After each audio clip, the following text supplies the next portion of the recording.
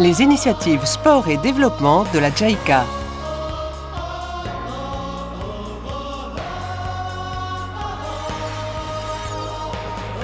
Le sport.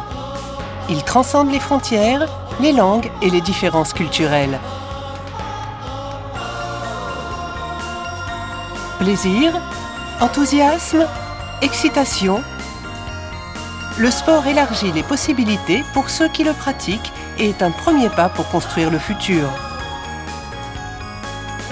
Le sport a le pouvoir de rassembler des personnes issues de milieux culturels et religieux différents.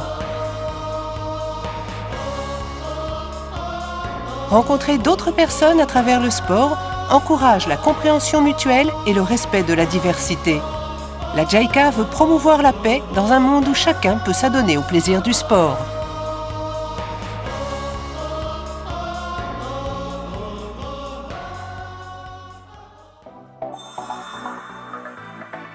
Les problématiques de sport et développement sont parmi les priorités de l'agenda mondial de la JICA. Quelles sont les tendances mondiales et l'environnement lié au sport? Les pays européens considèrent depuis longtemps la pratique du sport comme un droit. En 1978, l'UNESCO, l'Organisation des Nations Unies pour l'éducation, la science et la culture, a adopté la Charte internationale de l'éducation physique, de l'activité physique et du sport, qui fait de l'éducation physique et de la pratique du sport un droit fondamental pour tous.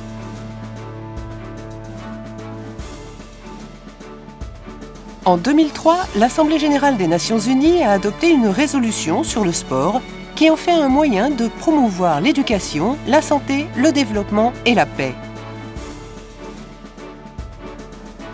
L'agenda 2030 pour le développement durable, adopté en 2015, mentionne le sport comme un important vecteur de développement durable.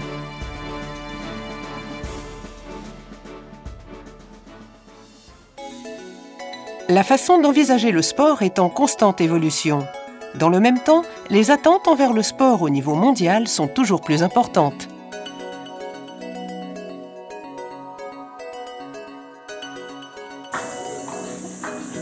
Dans certaines régions en développement, les politiques des autorités reflètent les valeurs, le sens et le rôle important du sport. Mais pour diverses raisons, de nombreux pays n'ont pas encore mis d'action en place pour promouvoir le sport. Voici quelques raisons qui expliquent cela. Des budgets limités et un manque de ressources humaines. Des contraintes liées au contexte culturel et social. Une faible sensibilisation à l'importance de l'éducation physique dans les écoles et un manque d'instructeurs et de structures. Les pays en développement sont donc confrontés à de nombreux défis.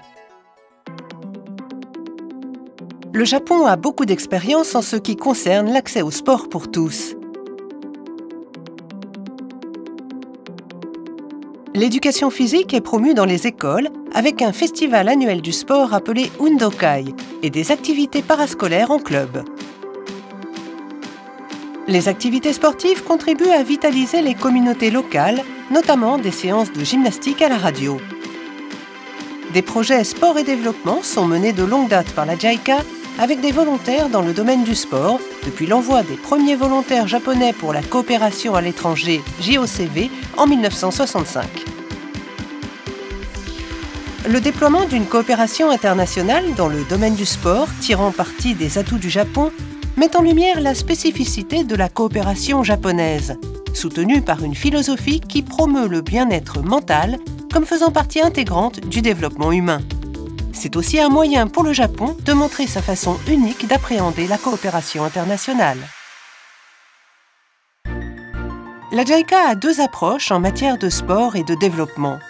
Le développement du sport, qui considère le sport comme une question de développement et œuvre à la promotion et au renforcement du sport, et le développement par le sport, qui considère le sport comme un moyen de résoudre des problèmes de développement et l'intègre dans diverses activités.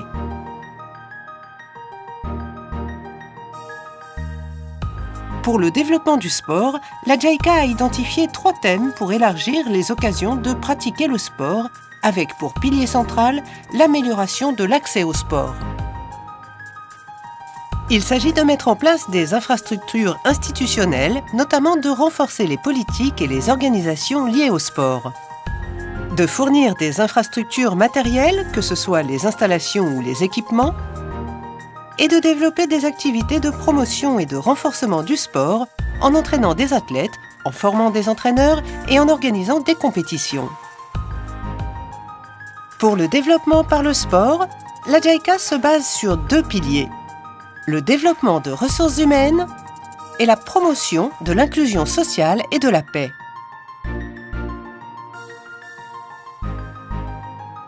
Le développement de ressources humaines comprend 2 thèmes.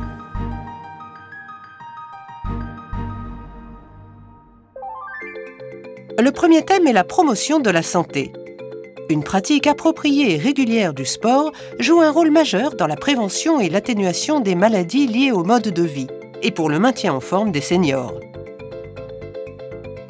Pour en bénéficier, il faut offrir des occasions de pratiquer le sport et créer des milieux incitatifs pour tous qui aident les différentes générations à entretenir et améliorer leur santé.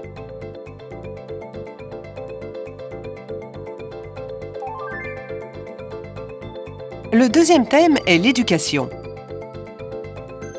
L'inclusion du sport dans les programmes scolaires permet aux élèves de se maintenir en forme et d'adopter des habitudes saines dès l'enfance qui les aideront toute leur vie à rester en bonne santé.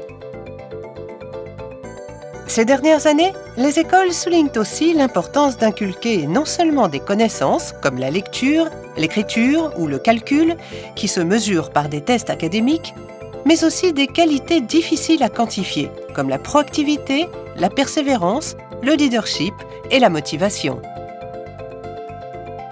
L'éducation physique par le biais de cours et de festivals à l'école appelés Undokai, ainsi que par les activités parascolaires, vise donc à encourager ces qualités.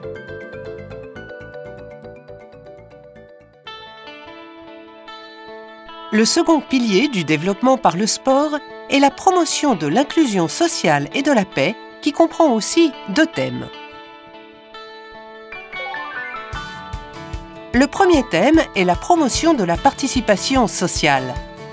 La participation au sport offre un réconfort émotionnel et un soutien mental aux personnes pour lesquelles les occasions de prendre part à la société sont limitées. Il s'agit notamment des plus vulnérables, les personnes handicapées, les femmes, les enfants, les victimes de catastrophes et les réfugiés. Encourager chacun à s'impliquer dans des activités régies par des règles équitables permet d'éliminer les préjugés et la discrimination et encourage l'autonomisation individuelle. Le deuxième thème est la promotion de la paix. Le sport rassemble des personnes de différentes cultures, langues et religions pour pratiquer une activité commune, ce qui encourage la compréhension mutuelle. Puisque le sport se pratique selon des règles, il implique des jugements équitables et offre donc l'occasion d'enseigner des valeurs comme la justice sociale et le respect des règlements.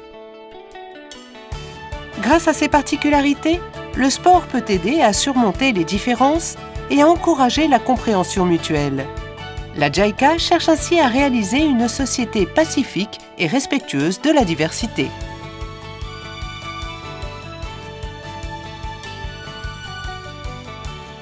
Grâce à ces 2 approches du développement du sport et du développement par le sport, les compétences et le potentiel des individus comme des groupes seront renforcés et la vie des gens s'en trouvera enrichie.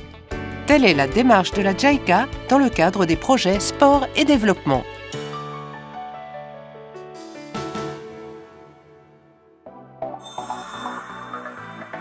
Voici quelques exemples concrets des initiatives de la JICA en matière de sport et développement.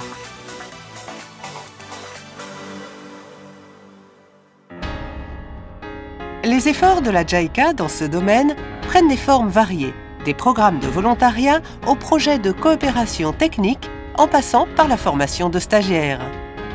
Plus spécifiquement, la JICA s'efforce de promouvoir l'intérêt pour le sport, d'améliorer la qualité de l'éducation physique, d'élargir la participation des plus vulnérables socialement, notamment les personnes handicapées, et de bâtir la paix au niveau national et régional. Le programme de volontariat de la JICA permet d'envoyer des volontaires spécialistes de l'éducation physique et du sport pour soutenir la promotion du sport et améliorer la compétitivité des sportifs de tout niveau, des débutants aux membres d'équipes nationales. Pour les projets qui concernent l'éducation physique dans les écoles, nous donnons des cours, créons des supports pédagogiques et planifions des événements inspirés du Undokai, le festival japonais du sport. Ces dernières années, un nombre croissant de volontaires se sont engagés dans la réalisation d'une société inclusive grâce au sport, particulièrement auprès des personnes handicapées et des femmes. Nous voici à Furano, dans la préfecture de Hokkaido, où Dei Yuta tient une boulangerie artisanale. Yuta a été envoyé au Burkina Faso, en Afrique de l'Ouest, en tant que volontaire japonais pour la coopération à l'étranger. Il y a enseigné le baseball. Yuta a été impressionné par la façon dont la pratique du baseball a motivé les enfants locaux dans tous les autres aspects de leur vie.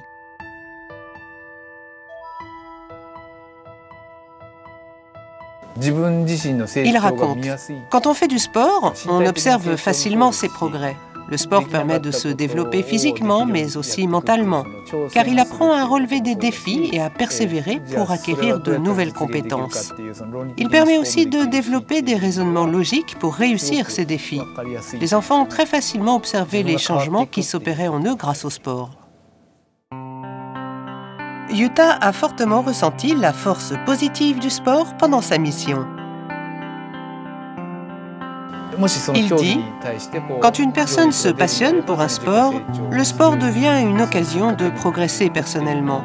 Le sport a vraiment beaucoup de potentiel caché. Je trouve qu'il joue un rôle majeur dans le développement personnel et même que n'importe quel sport peut aider à résoudre un large éventail de problèmes. » Asami Akiko a été envoyée au Népal pour aider des personnes handicapées.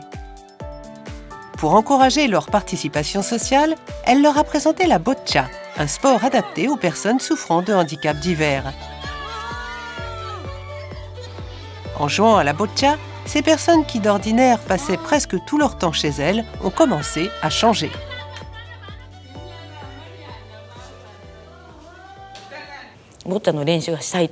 Akiko raconte, « Ils ont commencé à dire qu'ils avaient envie de venir jouer, de venir s'entraîner. Le fait qu'ils soient devenus capables d'agir par eux-mêmes montre qu'ils ont évolué. Cela me rend très heureuse de voir ces progrès sur le plan mental, plus que leur progrès au jeu lui-même. » Akiko est actuellement impliquée dans un projet de promotion de paradanse, un type de handisport. Elle continue à travailler à créer un monde où les personnes handicapées peuvent se montrer proactives et apprécier une pratique sportive.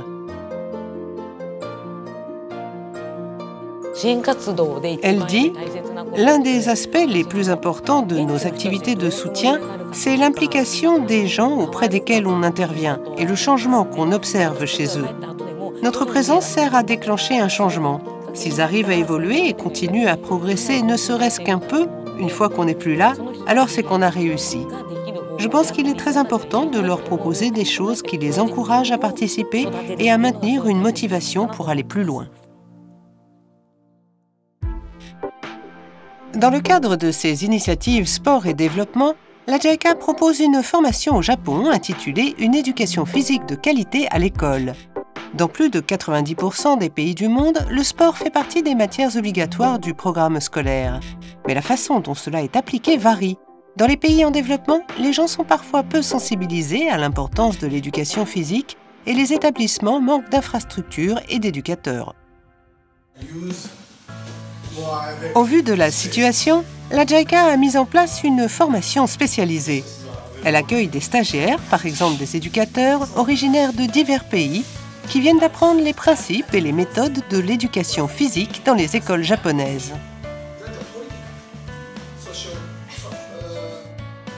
La JICA mène cette formation en collaboration avec l'université de Tsukuba. Les stagiaires suivent des cours sur la structure et l'approche de l'éducation physique scolaire au Japon. Ils visitent des écoles primaires et des collèges, ils observent des séances de judo, de natation ou de danse et sont invités à l'Agence japonaise des sports.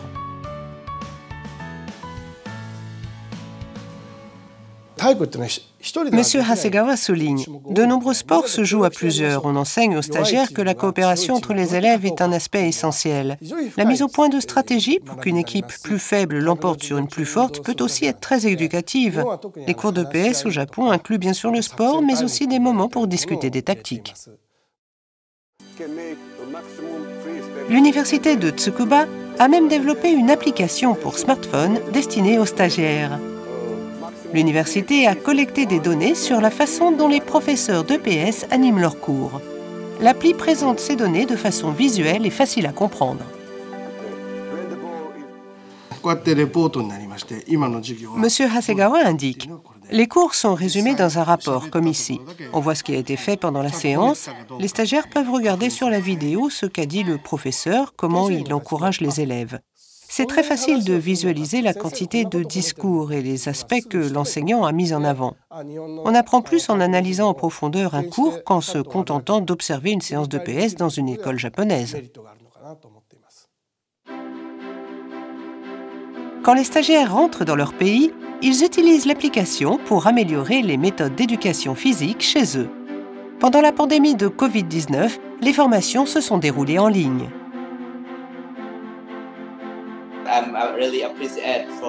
Un stagiaire dit « J'ai beaucoup apprécié le programme. Ça m'a vraiment ouvert l'esprit pour me concentrer davantage sur l'éducation physique. »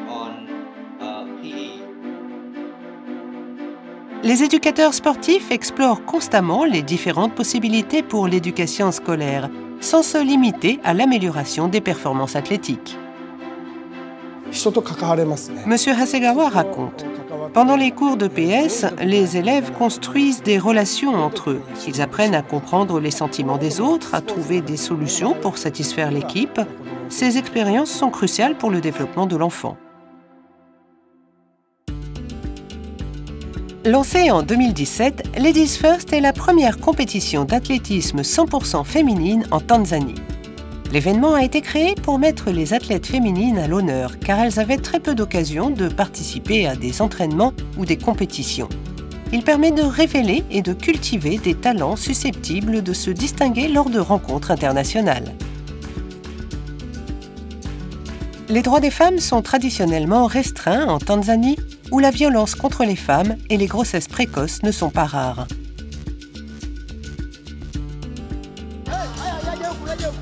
Juma Ikangaa est marathonien et a participé aux Jeux olympiques de Los Angeles et de Séoul. Il a coopéré avec la JICA et le Conseil national des sports de Tanzanie pour créer ce cadre réservé aux femmes dans l'objectif de renforcer leur place dans la société.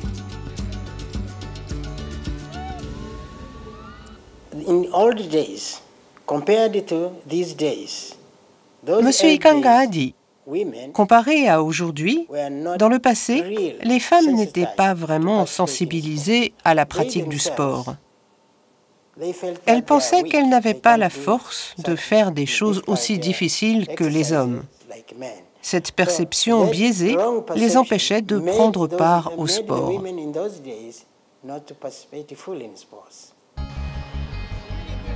Dans ce contexte, Ladies First n'est pas seulement une compétition où les participantes cherchent à battre des records, mais une activité éducative qui concerne aussi bien la promotion du sport que l'éducation physique et l'égalité des sexes. Un atelier sur l'autonomisation des femmes était aussi organisé lors de l'édition 2023.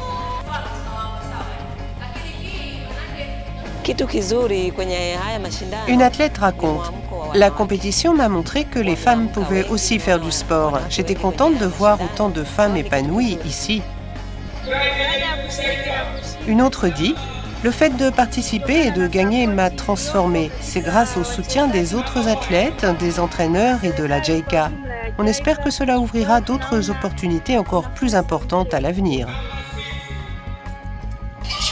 Pour une autre encore, le sport, c'est le plaisir de jouer, de promouvoir la paix et de coopérer. Juma Ikangaa a de grandes attentes envers les athlètes qui ont gagné en assurance grâce au sport. Il espère les voir évoluer vers des carrières actives et pleines de succès. Monsieur Ikangaa a dit, « Les jeunes filles et les jeunes femmes devraient prendre pleinement part au sport. C'est d'une grande importance pour créer une situation où plus de femmes peuvent pratiquer un sport en Tanzanie.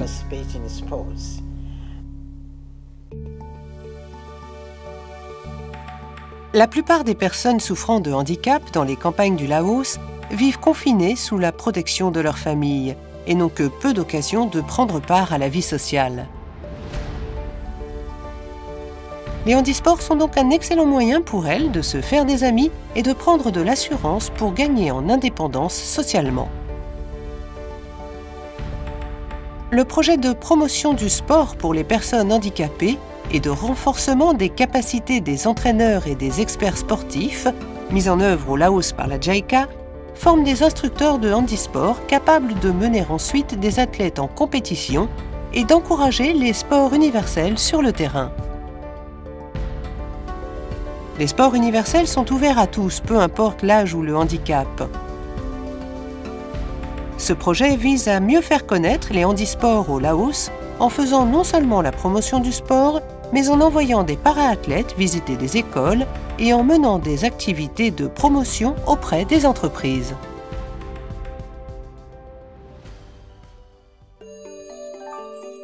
Nakamura Yuki est chargé d'organiser des activités sportives pour les personnes handicapées au Laos par le biais de l'ONG Asian Development with Disabled Persons. Elle fait découvrir les handisports aux participants, par exemple le handibasket, tout en travaillant à soutenir l'emploi des personnes handicapées.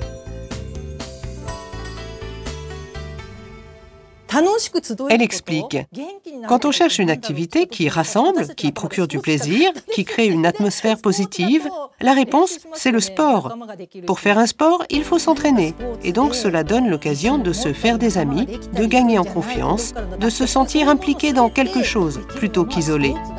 Le sport permet tout cela, il a beaucoup d'impact sur les gens. Grâce au sport, les personnes handicapées deviennent plus fortes, plus résilientes et reprennent de l'assurance. Je pense que le sport a un potentiel énorme. » Un athlète dit « Le sport est utile pour le corps et l'esprit, il améliore aussi ma qualité de vie. » Un autre raconte « Je m'amuse et je profite de la vie et en plus c'est bon pour ma santé. »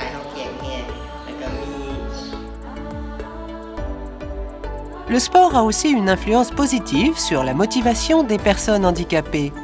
Certains jeunes souffrant de handicap ont ouvert une boulangerie ou un café car ils voulaient gagner leur indépendance pour pratiquer un sport. Le sport les a donc encouragés à jouer un rôle actif dans la société.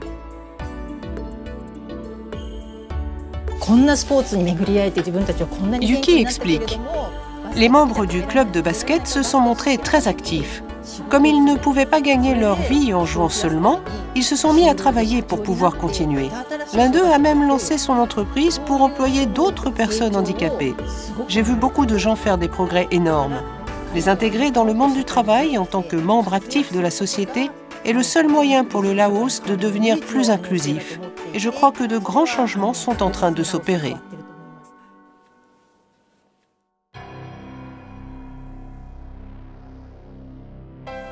Le Soudan du Sud est le 54e pays africain à avoir acquis son indépendance. Depuis 2016, il célèbre chaque année le Jour d'unité nationale. Il s'agit du premier événement sportif de grande envergure organisé dans le pays depuis son accession à l'indépendance.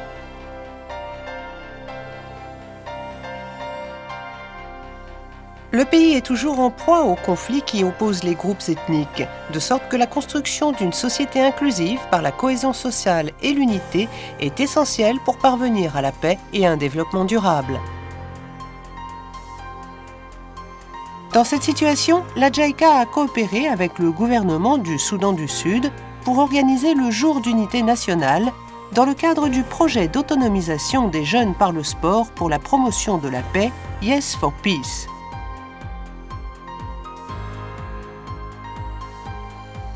Une structure de coopération a été établie entre les organisations de promotion du sport, les instances internationales et les ONG pour renforcer les activités de promotion de la paix grâce au sport auprès du gouvernement central, des autorités locales et des partenaires concernés.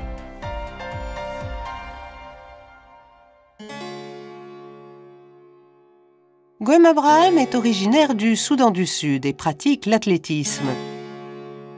Il a participé aux Jours d'unité nationale. En 2020, il est venu au Japon pour un programme d'entraînement en amont des JO de Tokyo, où il a couru le 1500 mètres hommes. Il fait partie actuellement d'une équipe d'athlétisme au Japon et s'entraîne en vue de se qualifier pour les Jeux de Paris 2024.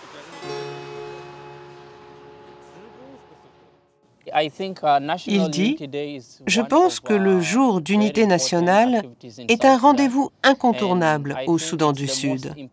C'est l'événement sportif le plus important du pays aujourd'hui, car il permet de faire émerger de nombreux talents. Et ce n'est pas le seul objectif. L'idée est surtout de promouvoir la paix entre les individus. Cela fonctionne bien, les gens apprennent ainsi à communiquer les uns avec les autres. Je connaissais déjà beaucoup de jeunes Soudanais du Sud, mais l'événement m'a permis de me faire de nouveaux amis d'États différents. Je trouve que c'est vraiment une belle rencontre. Pour que les 12 millions de Soudanais du Sud partagent un sentiment d'unité, il est essentiel de sensibiliser les jeunes qui seront les leaders de demain. Guem espère que le pouvoir du sport va encourager les gens à mieux se comprendre mutuellement et à vivre dans l'unité en créant des liens émotionnels.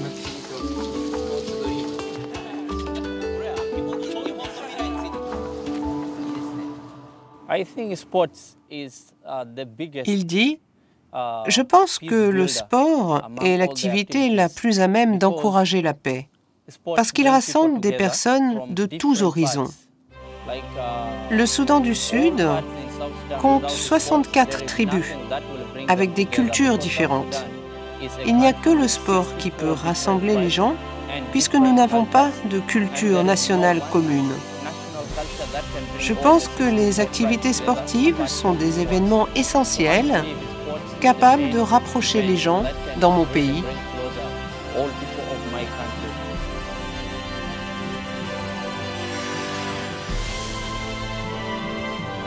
La mission de la JICA pour la coopération internationale est de mettre en œuvre des projets efficaces qui répondent réellement aux besoins individuels. Nous continuerons à nous impliquer pour la réalisation d'une société pacifique où chacun, sans distinction de sexe, d'âge, de culture, de statut social ou économique ou de handicap, peut s'adonner à la pratique du sport avec le droit de le choisir librement.